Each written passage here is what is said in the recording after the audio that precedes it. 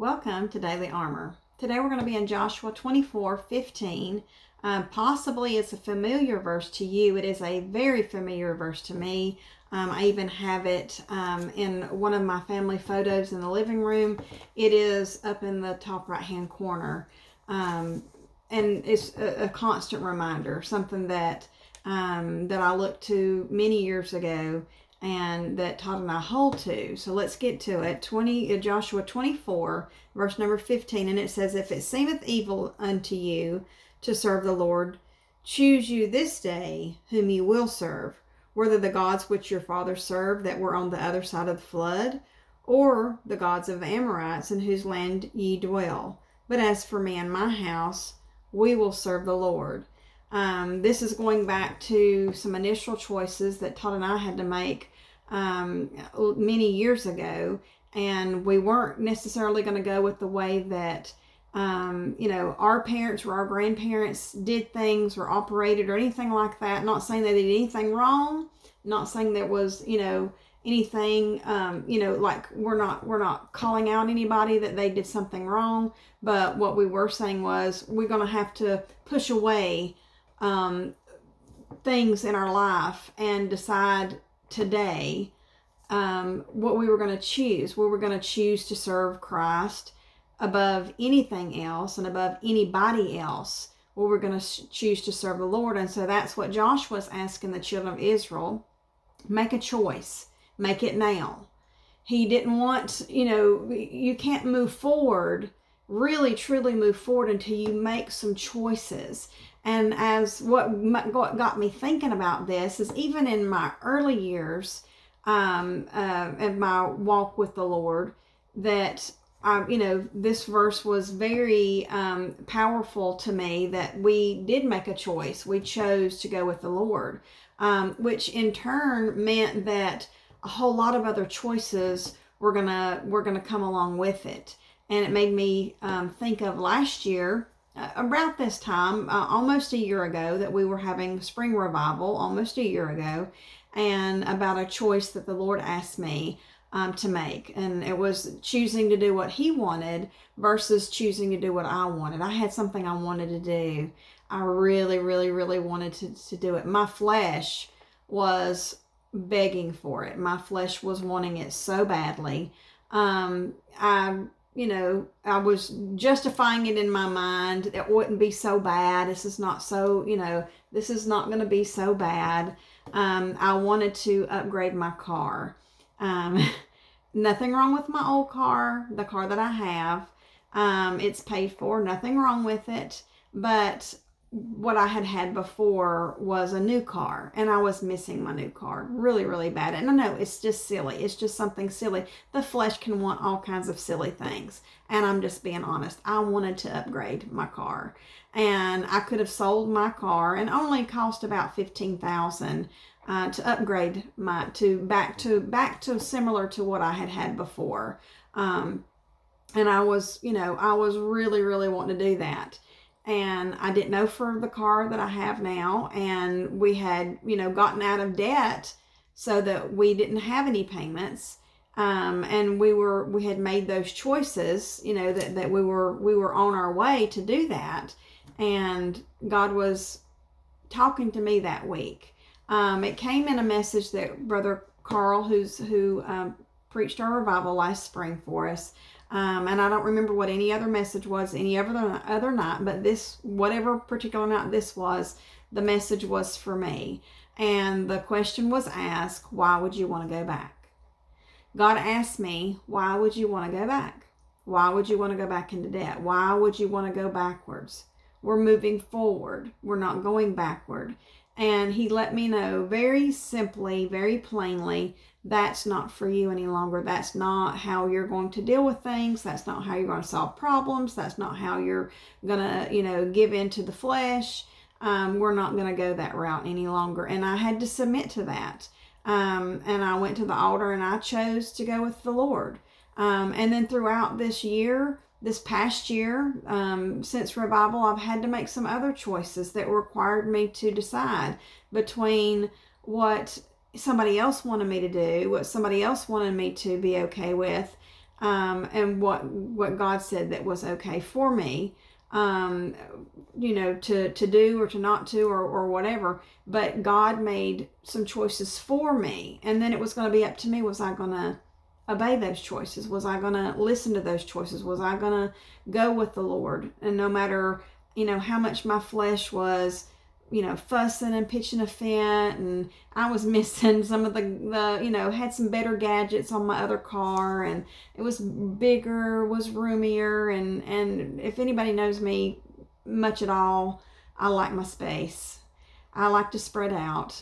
I like room, and it was going, but there was nothing. I have a big car. It's not small. It just wasn't as roomy as my other one. So like I said, it's just silly things.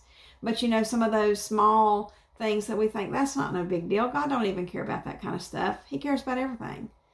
Because some of those small decisions that we make can turn into some big disasters later on down the road.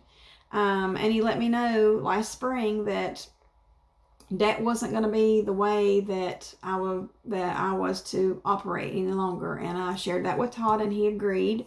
And he says that's what the Lord said, and that's, that was already what was on his mind. Otherwise, he would have already upgraded my back, got me my upgraded version of my car back, and everything anyway. But we made a decision to obey the Lord, and that's pretty much that's what this is asking. Are you gonna go with the Lord through the good times, through the bad times? It's like those vows that we make in marriage, and you take those vows. It's for in sickness and in health. It's in the good stuff and the bad stuff. It's for everything. It's for when they make you mad. It's for when they're, doing something wonderful. It's for all of those ugly things and all of those beautiful things and everything in between. And so today's devotion's about choices. It's about choices. I don't regret my choice. Now, my flesh will get frustrated some days. Some days, it will get frustrated, but the whole point of it was to go and do things the way God wanted me to do things. And for you, that'll look like something different. I'm not saying that, I'm not saying that anything that you're doing is wrong. I'm just saying let God make those choices for you, because he made some choices for me. And then I have to decide whether am I gonna fuss and gripe and complain and, be upset and mad and, all this, or am I going to just submit and go with God? And I choose to go with the Lord. It says, but as for me and my house, we will serve the Lord. Todd and I are down to just me and him in the house. So me and him, it's hard some days, but it is so magnificently wonderful, way many more days. And even in the hard days, we know that if we're following him, then we're pleasing him. And even when it hurts, even when we're hurting, even when we don't understand, when we're just waiting, and that waiting period is probably the most dangerous period. I have mentioned this before, and that waiting period for me is probably when I mess up the worst. I'm kind of jumping at the bit, and I kind of, take off a little too soon. I gonna get red lighted, or something. So that's when I mess up the worst. But I knew that whenever the Lord wanted me and Todd to go that way, when he wanted us to make that choice, why would you want to go back? Why would you want to go back? The preacher that week at revival, that night that he was preaching this message, he asked us some simple questions, some obvious questions. Would you want to go back to indoor plumbing or outdoor plumbing? I don't want indoor plumbing. Do you want to go back to outdoor plumbing? No. Do you want to go back to before there was microwaves, before there were cell phones? No. This is so convenient. This is helping so much, so many things. Now, it can be a crutch sometimes, and it can cause us to be impatient because we're so used to things being fast food and microwave for 1 minute, and it seems like, this shouldn't even take 1 minute. It seems like it's hard for us to wait the 1 minute. And so we have to be careful. But we definitely don't want to go back to the way things were before. We want to move forward. We want to progress. And I want to progress in life. I want to move forward in my Christian walk with the Lord. And it comes down to making the choices that he's already made for me. I just simply have to follow them. And I knew that over this past year. I told Todd, I said, you know, when we were together and we talked about it and he was in agreement, you know, he was kind of feeling the same way. And like the Lord was dealing with him about the same, you know, because a lot of the stuff that he studies and reads, that was what was the Lord was leading him as well. And so we, at the same time, God's dealing with both of us, and we come together and we're communicating with each other, the things that we're reading, the things we're studying, what the Lord is, you know, how the Lord's directing in some things. And we made that decision to not go back into debt. And I said, well, you know what? My car's probably going to break down, or something's going to happen. I don't know what's going to happen, but something's probably going to happen. Well, my car's not broke down. She's still doing great. You know, she may break down tomorrow. I don't know. She may not crank when I go outside, you know, later today or something. But right now, as far as I know, she's running very good. Just had her service. They said she was in, they couldn't find anything wrong with her. I mean, you know, they love to find stuff wrong at the dealership. So, but anyway, so, I knew we were going to be tested, but we'd already made that choice, and it came in the form of having a bunch of damage to our roof, and also the well going out. The well collapsed, and that did that about 6.5 weeks ago. It collapsed, and we didn't have enough money to fix both of them. There wasn't enough. I mean, we'd been saving for a long time, and because we like to save, and that's how the Lord's been leading us to, you know, to do that. But there wasn't going to be enough. So then there was the question, well, are we going to have to go where we're going to have to? We've even cut up our credit cards. Was we going to go have to get a new one printed? You know, was we going to have to go get an equity line, or, you know, something?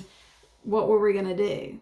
And the thought crossed our mind, but not really even like we were going to do it. It was like, you know, the old us would have said, oh, well, we have to.